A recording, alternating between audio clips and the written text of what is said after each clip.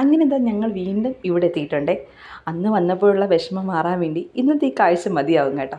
ഒരു പൂ ചോദിച്ചപ്പോൾ ഒരു പൂക്കാലം തന്നൊരു ഫീൽ ഉണ്ടായിരുന്നു കേട്ടോ. അത്രയ്ക്ക് നിറച്ച് റോസാപ്പൂക്കളായിരുന്നേ. ഇവിടെ മറ്റെന്ത് ചെടികളുണ്ടെങ്കിലും ഞങ്ങളുടെ കണ്ണ് ആദ്യം പോവുക റോസാപ്പൂവിലാണേ.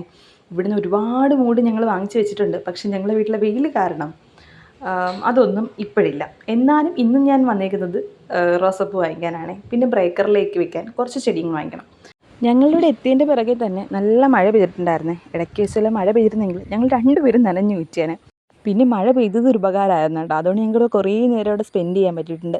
ഇവിടുന്ന് ഞങ്ങൾ പിന്നെ കുറച്ച് ചെടിച്ചട്ടികളും 3-4 റോസകളൊക്കെ വാങ്ങിച്ച് വീട്ടിലെത്തിക്കുക തന്നെ വലിയൊരു ടാസ്ക്കായിരുന്നു. 30 രൂപയ്ക്കും 90 രൂപയ്ക്കൊക്കെ ആയിട്ട് നല്ല അടിപൊളി റോസക്കമ്പുകൾ ഉണ്ടായിരുന്നു കേട്ടോ.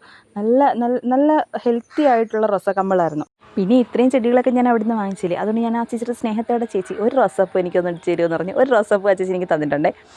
അങ്ങനെ ഞാൻ ഇന്ന് ചെടിയൊക്കെ സെറ്റ് ചെയ്തിട്ടുണ്ട്. എത്ര ദിവസം ഇതിങ്ങനെ ഇരിക്കുമെന്ന് അറിയത്തില്ല. എന്തായാലും നമുക്ക് നോക്കാം. അപ്പോൾ മറ്റൊരു വീഡിയോയിൽ കാണുന്നവരെ ടാറ്റാ.